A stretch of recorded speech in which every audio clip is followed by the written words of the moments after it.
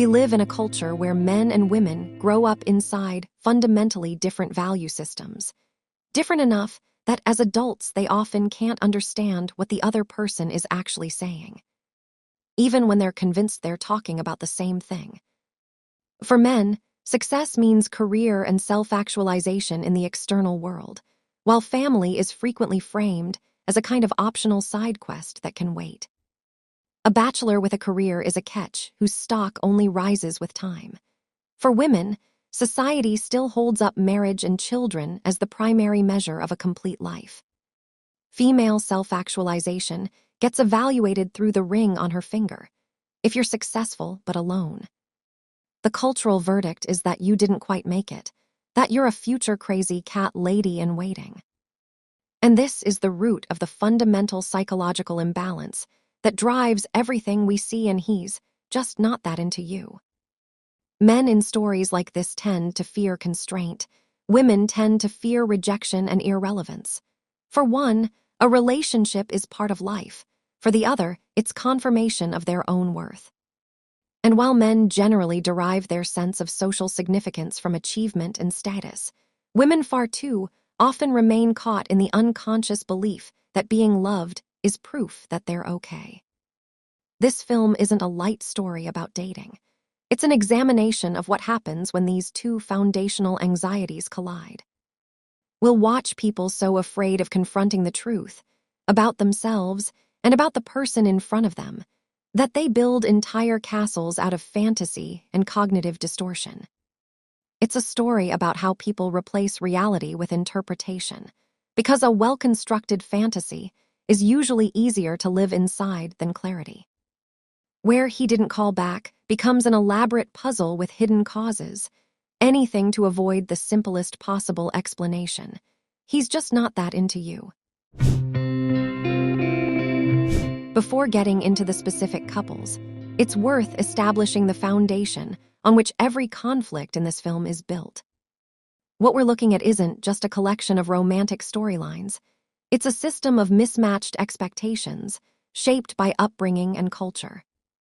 The film is precise in showing how men and women can be genuinely trying to build something together, while interpreting the exact same situation in completely different ways. Start with male socialization. In our culture, a man's worth is by default tied to his external attributes: status, career, personal achievement.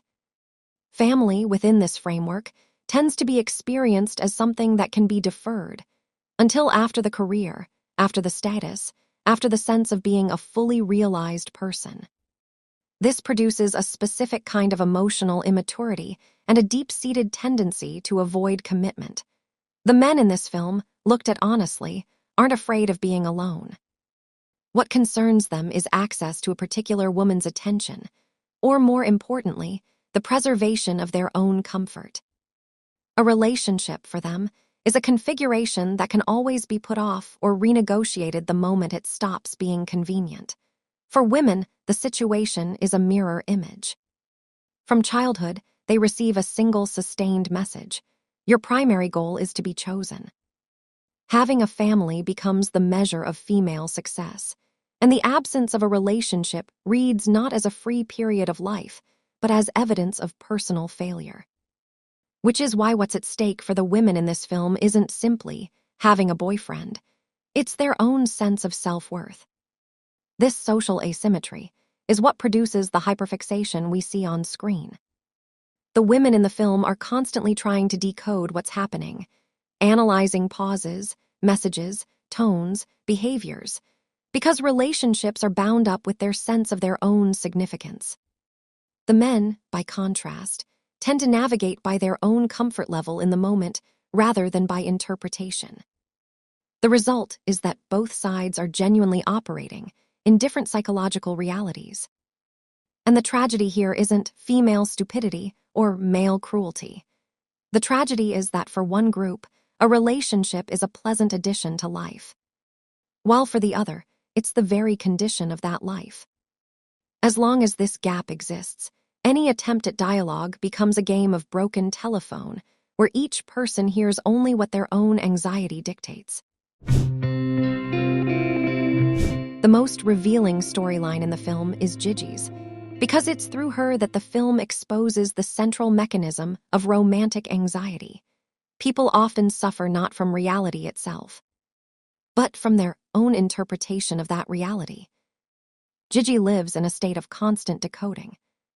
Every man's action becomes a puzzle that needs to be solved correctly. He didn't call. He probably lost the number. Didn't text. He must be scared of his own feelings. Didn't ask her out again. He's probably just really busy. Her psyche continuously generates alternative readings of events because those alternatives are emotionally safer than a straightforward answer. And here the film lands on something genuinely painful about contemporary dating culture. It's often easier to live inside a fantasy than to tolerate clarity. Because ambiguity still leaves room for hope, while clarity closes a door. As long as the situation hasn't been named directly, the anxious person can keep sustaining the internal illusion of potential closeness. The problem is that Gigi barely interacts with real men at all. She interacts with projections inside her own head. She doesn't look at what people do. She endlessly interprets what they must have meant, which is exactly why Alex makes such an impression on her. On the surface, Alex reads as someone who just tells it like it is. But his role in the film is considerably more interesting than that. Alex is a character who has long since emotionally checked out of the entire romantic game. He understands the rules of this particular marketplace perfectly well, because he spent years maintaining its culture of deliberate ambiguity. His cynicism isn't emotional maturity, it's a form of avoidance. He preemptively devalues closeness, so he never has to encounter his own vulnerability, but something short-circuits around Gigi. Not because she's the special woman who changed a bad man. That reading is too easy. Gigi enters his life through a back door that's usually closed to romantic connection. Their contact doesn't begin as seduction or a status game. She isn't trying to win him, and he doesn't register her as a target for his usual routine.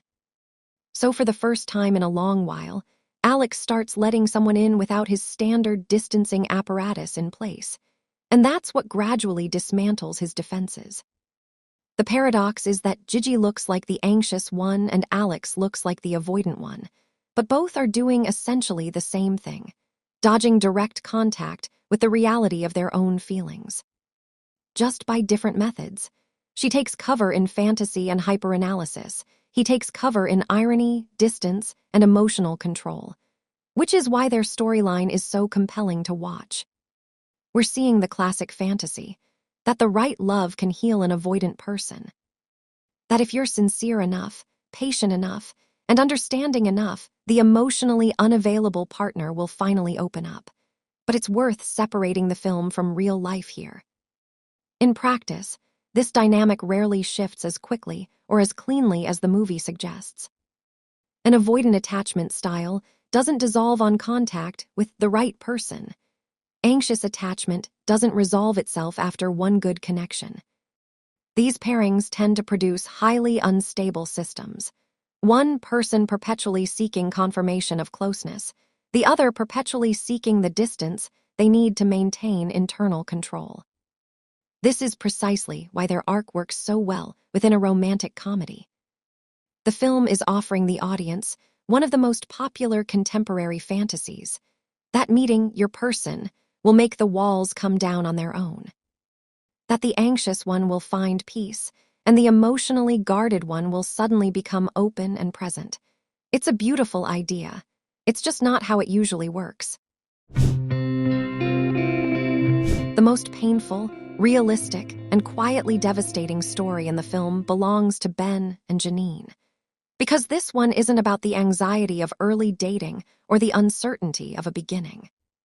It's about how two people can spend years together without ever asking themselves the essential question.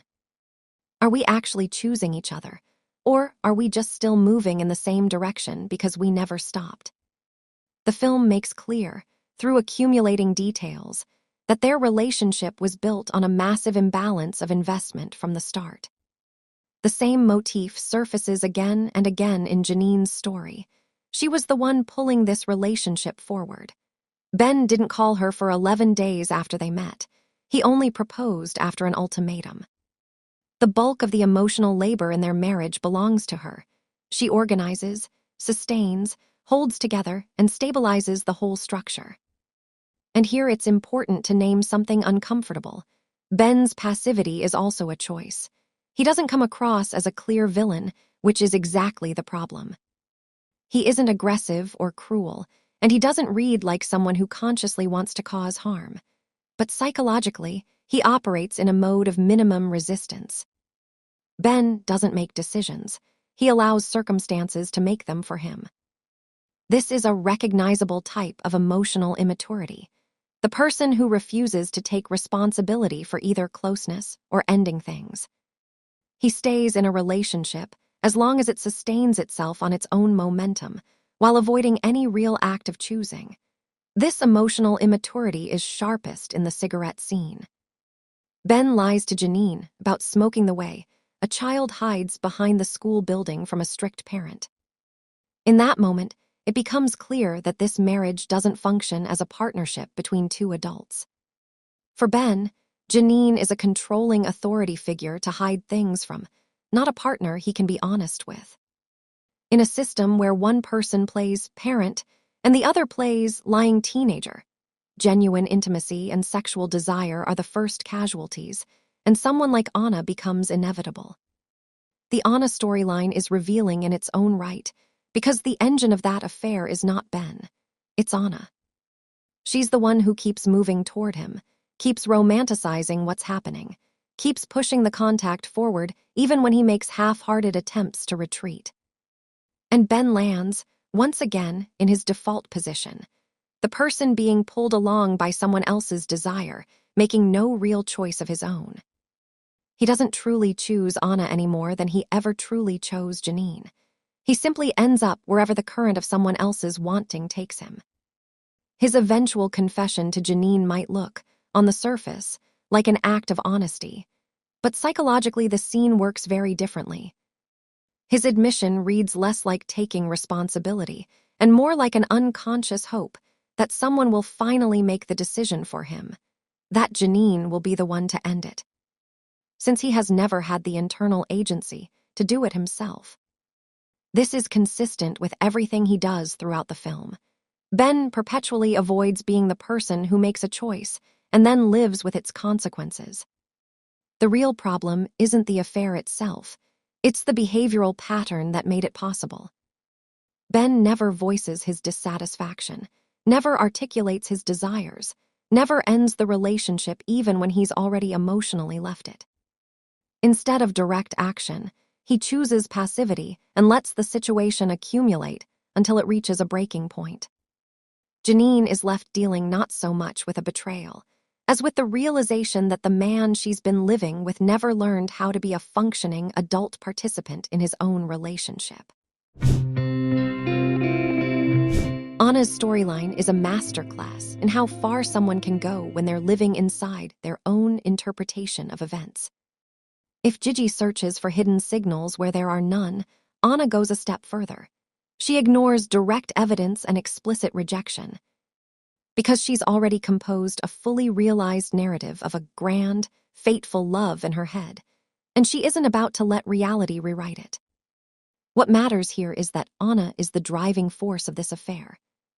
She's the one making moves, initiating contact, continuing to romanticize what's happening even as Ben makes listless attempts to pull back.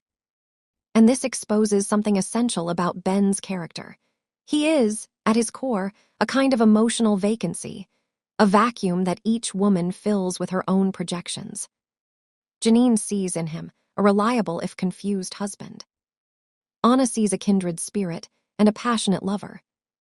In reality, what's there is closer to a person with no particular will of his own, who simply takes the shape of whatever container he's poured into at any given moment. Psychologically, Anna is making the classic error. She reads a man's indecisiveness as emotional complexity and his inability to say no as a disguised yes.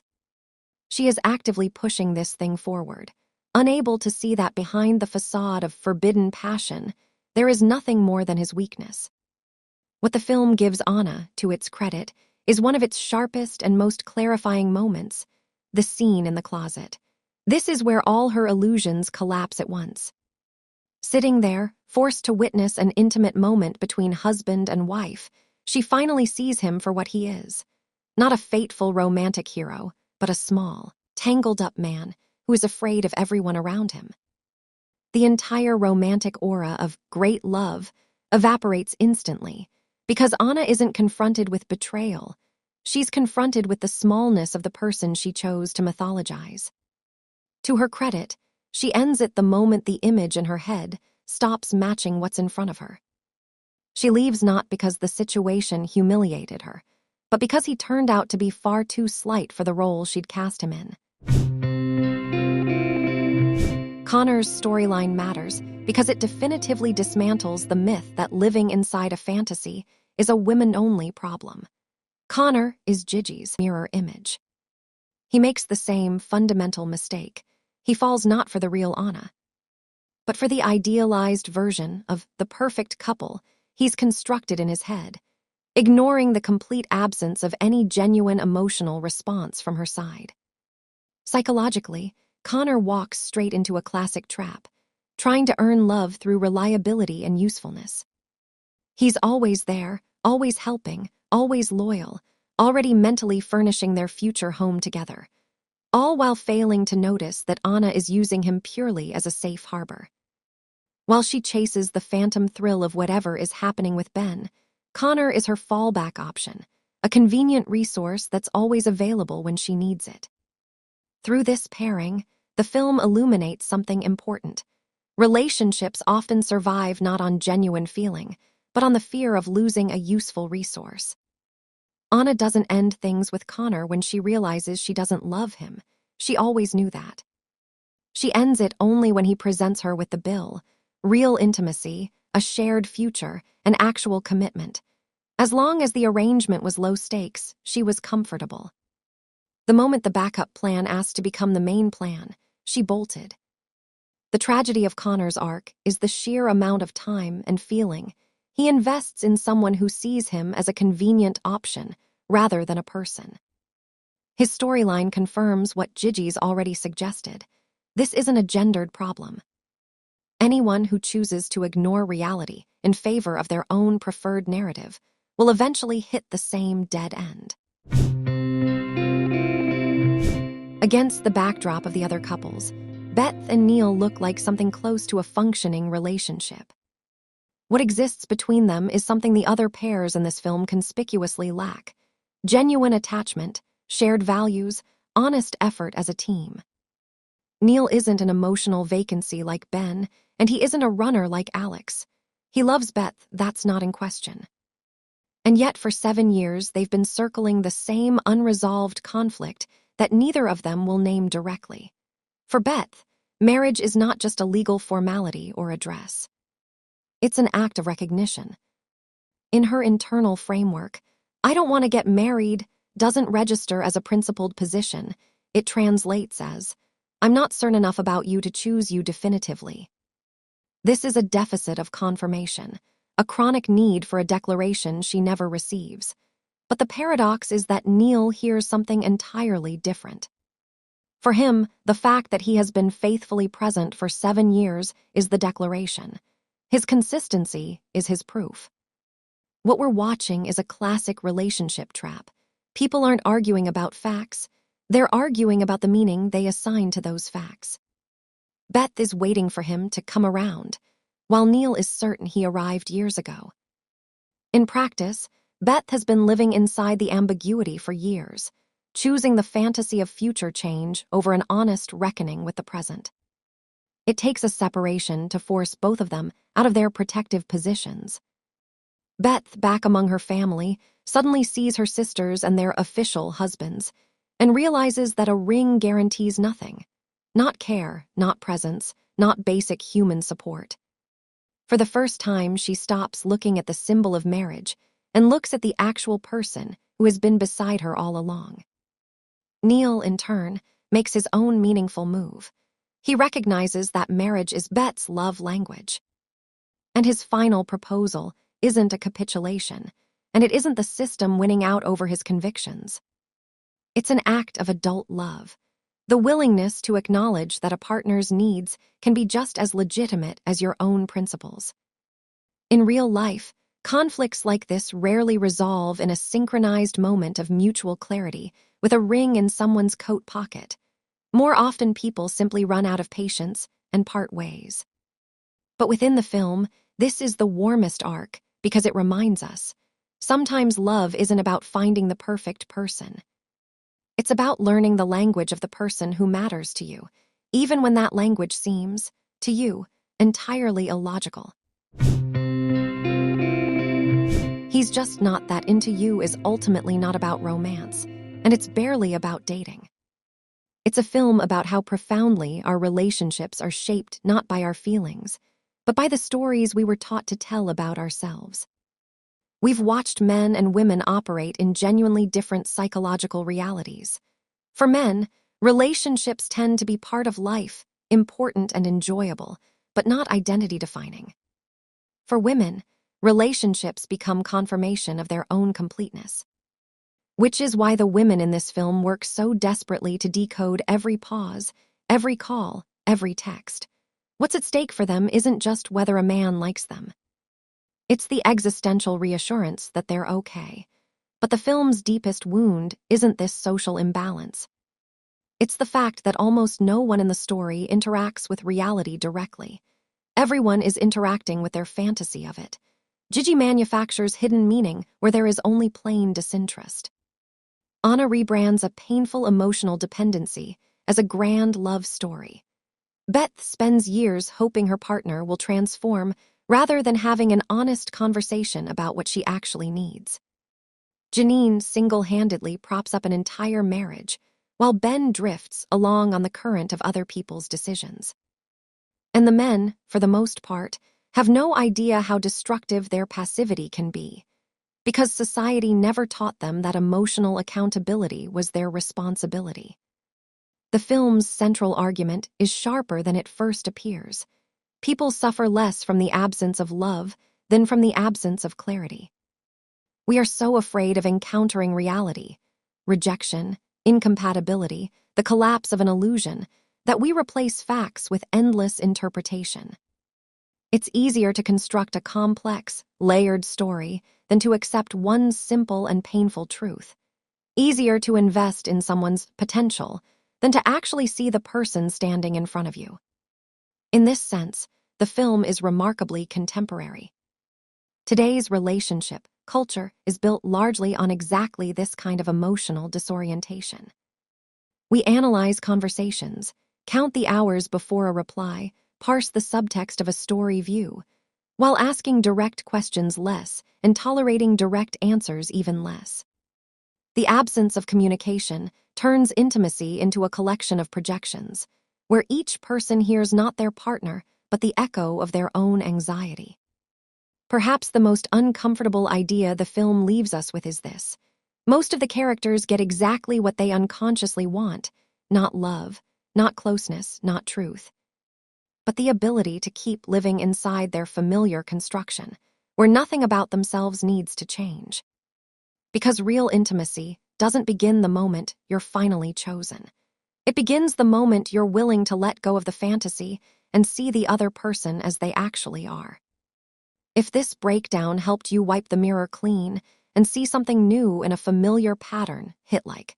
It helps me understand that these conversations matter to you. Subscribe so you don't miss what's next, and I'll see you in the next one.